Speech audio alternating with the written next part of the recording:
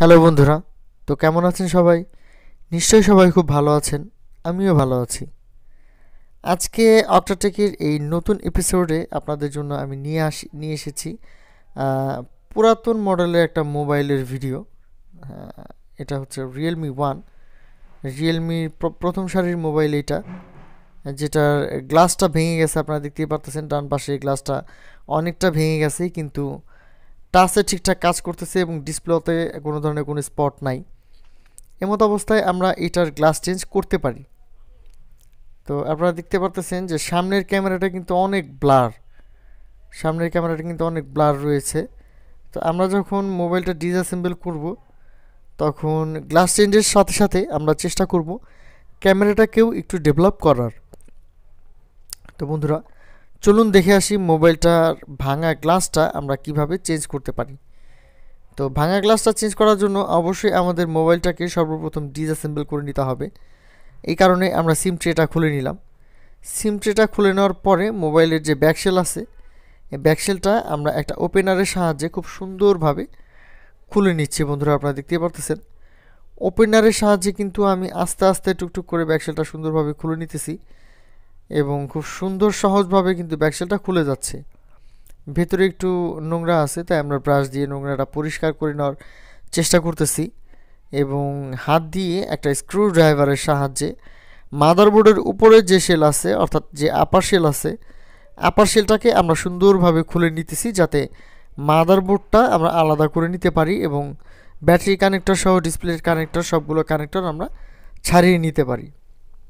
তো বন্ধুরা, এখানে আপার শেল খোলা হয়ে গেছে এবং সবগুলো কানেক্টর ছাড়িয়ে নেওয়া হয়ে গেছে। এখন আমরা মাদারবোর্ডটা ডিসপ্লে থেকে আলাদা করে নিব, মাদারবোর্ডটা মোবাইল থেকে আলাদা করে নিব। তো মাদারবোর্ডটা মোবাইল থেকে আলাদা করে নেওয়ার উদ্দেশ্য হচ্ছে আমরা যখন মোবাইলটা ডিসপ্লে সেপারেটর মেশিনের উপরে দিয়ে হিট দিব, তখন যাতে মোবাইলের যে ক্যামেরাগুলো আছে সেই ক্যামেরাতে কোনো ধরনের কোনো ইফেক্ট না পড়ে, অর্থাৎ ক্যামেরাগুলো অটোমেটিক ঘোলা না হয়ে যায়। তো এখানে আমাদের মনে হইতেছে যে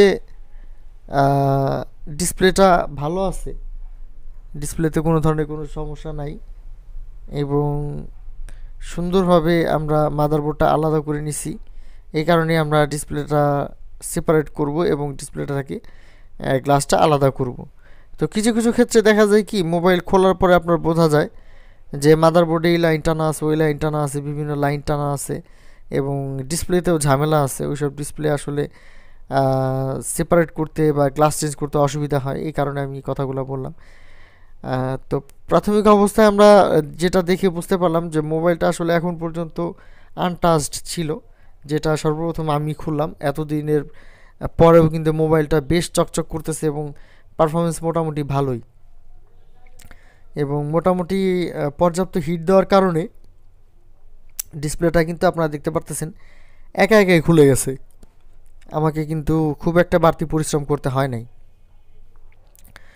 তো বন্ধুরা, এখানে ডিসপ্লেটার উপরে যে স্কচ টেপ লাগানোর প্রক্রিয়াটা আছে, এটা আমি স্কিপ করছি, ভিডিওতে দেখায়নি। কিন্তু আপনারা যারা আমার টেকনিশিয়ান ভাইরা আছেন, যারা ডিসপ্লে সেপারেট করা শিখতেছেন বা যারা ডিসপ্লে সেপারেটের কাজ করতে ইচ্ছুক, তারা কিন্তু অবশ্যই ভাঙা জায়গায় স্কচ টেপ লাগাই নেবেন। না লাগাই নিলে কিন্তু এটা প্রচুর বোকামি হবে। অবশ্যই ভাঙা জায়গায় স্কচ টেপ লাগাই নেবেন। এরপরে মোবাইলটা সেপারেটর মেশিনে আইনা সেপারেট করবেন। সেপারেটর মেশিনের হিট সর্বোচ্চ 80 ডিগ্রি সেলসিয়াস তাপমাত্রায় রাখতে হবে।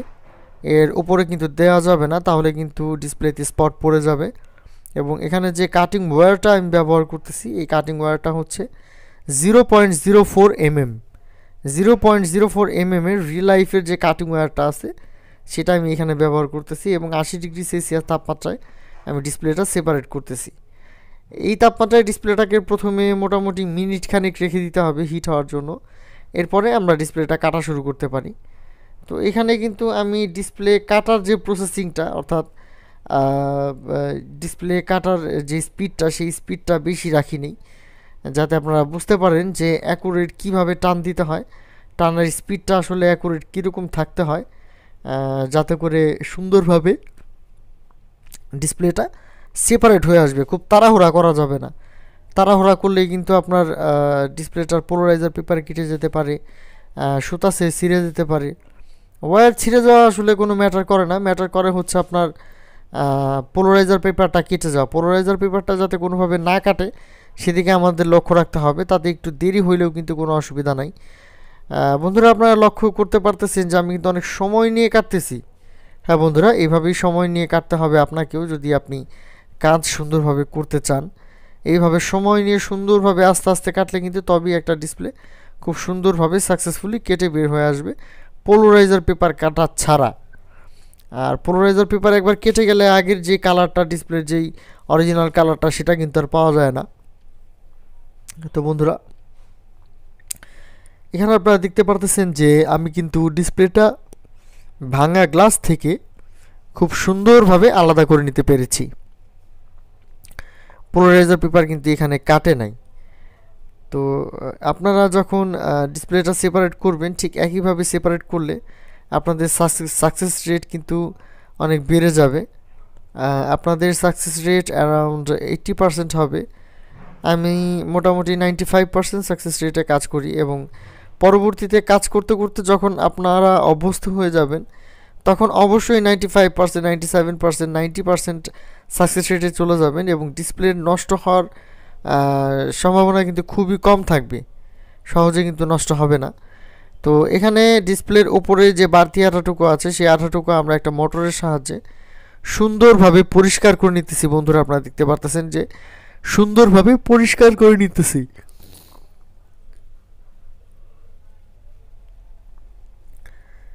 তো এইভাবে সুন্দরভাবে পরিষ্কার করে নিলে অবশ্যই neat and clean, 100% neat and ক্লিনভাবে পরিষ্কার করতে হবে, না হলে কিন্তু যে গ্লাস বসাবো আমরা ডিসপ্লের উপরে, সেই গ্লাসটা উঁচা নিচা থাকবে, এবং ডিসপ্লের মধ্যে বিভিন্ন ময়লার স্পট দেখা যাবে, আঠার স্পট দেখা যাবে, দেখতে বিচ্ছিরি লাগবে। তাই আমাদের সম্পূর্ণ চেষ্টা থাকবে যাতে আমরা ডিসপ্লের উপরে যে আঠাটুকু আছে, সেই আঠাটুকু সম্পূর্ণ সুন্দরভাবে পরিষ্কার করে নিতে পারি। তো এখানে আমরা ফাইনাল পরিষ্কারের জন্য একটা উইপস নিয়ে 530 একটা স্প্রের সাহায্যে, সে হতে পারে সেটা মেকানিকের স্প্রে, যেটাকে আমরা কন্ট্যাক্ট ক্লিনার বলে থাকি, কন্ট্যাক্ট ক্লিনার, সেটা মেকানিকের হতে পারে, রিলাইভের হতে পারে, কোচু ব্র্যান্ড আছে সেটার হতে পারে। তো যাই হোক, অবশ্যই আমাদের ব্র্যান্ডের জিনিস এবং অরিজিনাল জিনিস নিতে হবে। এটা আরেকটা ব্র্যান্ড আছে ফালকন, যেটা খুব পপুলার। এই স্প্রেটা দিয়েও আপনারা এই কাজটা করতে পারেন, তবে ফালকনের অনেক ডুপ্লিকেট বের হয়ে গেছে, এই ডুপ্লিকেটটা আপনারা কিনবেন না, ডুপ্লিকেটটা কিন্তু আসলে বাজে জিনিস। তো এখানে আমরা মাদারবোর্ডটা আর ব্যাটারিটা উপরে লাগাই নিব, এবং ডিসপ্লেটা চেক করে দেখে নিব যে ডিসপ্লেটা আসলে ভালো আছে কিনা। তো যদি আপনাদের মনে কখনো কাজ করতে করতে সন্দেহ জাগে যে ডিসপ্লেটা নষ্ট হয়ে যেতে পারে, তখনই অবশ্যই আপনারা চেক করে নেবেন ডিসপ্লেটা, কারণ ডিসপ্লেটা নষ্ট হয়ে গেলে বাড়তি খাটার কোনো প্রয়োজন নাই। কিন্তু ডিসপ্লে একবার নষ্ট হয়ে গেলে সেই ডিসপ্লের কারণে বাড়তি পরিশ্রম করার কোনো প্রয়োজন নাই। সাবধানে অবশ্যই কাজ করবেন, কিন্তু সেটা কনফার্ম হয়ে করতে হবে যে না, আমার ডিসপ্লেটা ভালো আছে, আমি এখন পরিশ্রম করতে পারি, কোনো অসুবিধা নেই। তো বন্ধুরা, আপনারা দেখতেই পাচ্ছেন যে আমার ডিসপ্লে কিন্তু ভালো আছে। ডিসপ্লেতে কিন্তু কোনো ধরনের কোনো স্পট বা টাচে কিন্তু কোনো উল্টাপাল্টা ঝামেলা এই ধরনের কিছু করতেছে না। ডিসপ্লে কিন্তু একদম ক্লিন, একদম ক্লিয়ার আছে, কোনো সমস্যাই নাই। তো বন্ধুরা, এমতো অবস্থায় কিন্তু আমরা আমাদের পরবর্তী যে স্টেপ, সেই স্টেপে যাইতে পারি। অর্থাৎ মোবাইলের সঙ্গে যেই মোবাইল থেকে যে ভাঙা গ্লাসটা আমরা আলাদা করে নিয়েছিলাম, ঠিক একই স্টাইলের একটা নতুন গ্লাস আমরা মোবাইলের সঙ্গে ইনস্টল করে দিতে পারি, এবং সেটা কিন্তু অবশ্যই ভাঙা না, সেটা ভালো একটা গ্লাস, ভালো একটা গ্লাস কিন্তু আমরা মোবাইলের সঙ্গে ইনস্টল করে দিতে পারি। তো বন্ধুরা, এখানে আমরা যেহেতু মাদারবোর্ড বসাই ফেলছি, একবারে মাদারবোর্ডটা মোবাইলের সঙ্গে অ্যাসেম্বল করেই রাখলাম, যাতে পরবর্তীতে আবার নতুন করে অ্যাসেম্বল করতে না হয়। এবং এখানে আমাদের গ্লাসের সঙ্গে ওসিআই পেপার মারা নাই, তাই আমরা এখানে ডিসপ্লের সঙ্গে অতিরিক্ত ওসিআই পেপারটা লাগাই নিব। ঠিক এইভাবে অতিরিক্ত ওসিআই পেপারটা আপনারা লাগাই নিতে পারবেন, বা যার যেভাবে সুবিধা হবে সে সেভাবে লাগাই নিতে পারেন, আমার কোনো অসুবিধা নেই। বাট কেউ যদি আমাকে ফলো করে থাকেন, তাহলে অবশ্যই সে এইভাবে কাজ করবেন, তাতে আপনার কাজটা অনেক সহজে এবং আস্তে আস্তে হয়ে যাবে। তো বন্ধুরা, এখানে ওসিআই পেপারের যে বাড়তি অংশটুকু আছে, আপনারা দেখতে পাচ্ছেন একটা এন্টি কাটারের সাহায্যে কিন্তু আমরা ওসিআই পেপারের যে বাড়তি অংশটুকু আছে, সেই বাড়তি অংশটুকু কিন্তু আমরা কেটে ফেলে দিচ্ছি। তো তো বন্ধুরা, আপনাদের মোবাইলে এই ধরনের যদি কোনো সমস্যা থেকে থাকে এবং আপনি যদি তার সমস্যার সমাধান পেতে চান, তাহলে অবশ্যই সরাসরি আমাদের সঙ্গে আপনি যোগাযোগ করতে পারেন। আমাদের সঙ্গে যোগাযোগ করার ঠিকানা অক্টোপাস ইলেকট্রনিক্স, হাফেজ বিল্ডিং, নীলটুলি, ফরিদপুর।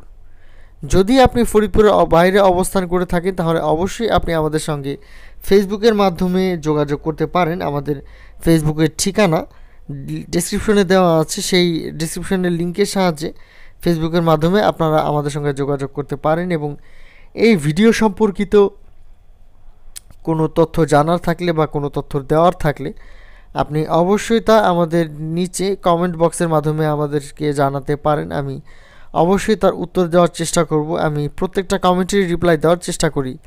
তো বন্ধুরা, আপনারা দেখতেই পারলেন যে কিভাবে আমি ডিসপ্লের উপরে ওসিএম যে গ্লাসটা আছে সেই গ্লাসটা বসাইলাম এবং মেশিনের মধ্যে দিয়ে দিলাম। তো প্রথম মেশিনটার কাজ হচ্ছে আপনার ডিসপ্লেটা জাতা দিয়ে টাচার ডিসপ্লেটাকে অ্যাটাচ করা, অর্থাৎ গ্লাস আর ডিসপ্লে বলেন, টাচ আর ডিসপ্লে বলেন, এটা জাতা দিয়ে আঠার সাথে একটার সঙ্গে আরেকটা সুন্দরভাবে লাগাই দেয়, যত সুন্দরভাবে সম্ভব। এবং সেকেন্ড যে মেশিনটা দিয়ে আমরা কাজ করতেছি, এটা হচ্ছে একটা বাবল রিমুভার মেশিন। এখানে আপনার ডিসপ্লের মধ্যে যত ছোট ছোট বাতাস থাকে সবগুলো বাতাস সুন্দরভাবে বের হয়ে যায় এবং ডিসপ্লেটাকে একটা আকর্ষণীয় নতুন লুক দেয়। এখানে আপনারা যদি কেউ বলে যে এটা একটা নতুন ডিসপ্লে, এটা কিন্তু আসলে বোঝার উপায় নেই যে নতুন না পুরাতন, এত সুন্দর ফিনিশিং হয়। তো অ্যাজ ইউজুয়াল যেহেতু বডি কালো, তাই আমরা এখানে কালো আঠা লাগাই নিব এবং আঠা লাগানোর পরে অবশ্যই আমরা 1 থেকে 1.5 মিনিট অপেক্ষা করব আঠাটা একটুখানি শুকানোর জন্য। আঠা শুকায় গেলে আমরা অবশ্যই এখানে ডিসপ্লেটা খুব সুন্দরভাবে লাগাই দিব। তো বন্ধুরা, আপনারা দেখতেই পাচ্ছেন দুই পাশে আঙ্গুলের চাপের সাহায্যে আমরা ডিসপ্লেটা ফুল বডির সঙ্গে সুন্দরভাবে অ্যাটাচ করে দিলাম। আঙ্গুলের চাপ বলতে আবার একদম গায়ের জোরে চাপ দেওয়া যাবে না, লিমিটেড চাপ দিতে হবে। আপনি যারা টেকনিশিয়ান ভাইয়েরা আছেন তারা অবশ্যই চাপ দেওয়ার সময় বুঝবেন যে কতটুকু চাপ আসলে দিতে হবে আর কতটুকু দিতে হবে না। তো এইভাবেই হচ্ছে আপনারা ডিসপ্লেটা ফিটিং করবেন, তাহলে 100% অ্যাকুরেট ডিসপ্লে ফিটিং হবে। এবং ডিসপ্লে ফিটিং করার পরে চারপাশের আঠা মুছে দিলে আসলে ধরারই ক্ষমতা থাকবে না যে ডিসপ্লেটা আসলে খোলা হয়েছিল, কোনো কাজ করা হয়েছিল। এই কাজগুলো আসলে খুব সুন্দর হয়। তো বন্ধুরা, তো আপনারা দেখতেই পারতেছেন যে এখানে কিন্তু আমাদের ডিসপ্লে লাগানো হয়ে গেছে, ব্যাটারি লাগানো হয়ে গেছে, মাদারবোর্ড বসানো হয়ে গেছে। মাদারবোর্ডের ওপরের যে শেলটা আছে সেটা আমরা একটা স্ক্রু ড্রাইভারের সাহায্যে সুন্দরভাবে কিন্তু লাগাই নিলাম এবং একই সাথে আমরা ব্যাক শেলটাও কিন্তু খুব সুন্দরভাবে পরাই নিলাম। তো এইভাবেই আমাদের ডিসপ্লের ভাঙা গ্লাস পরিবর্তনের কাজ সমাপ্ত হলো। তো বন্ধুরা, এখন আমি মোবাইলটাকে অন করে আপনাদের দেখাবো যে মোবাইলটা আসলে কত সুন্দর কাজ হয়েছে। একদম বোঝাই যাইতেছে না যে ডিসপ্লেতে কোনো ধরনের কাজ করা হয়েছে বা ডিসপ্লেটা খোলা হয়েছে, এই ধরনের কোনো কিছু বোঝা যাইতেছে না।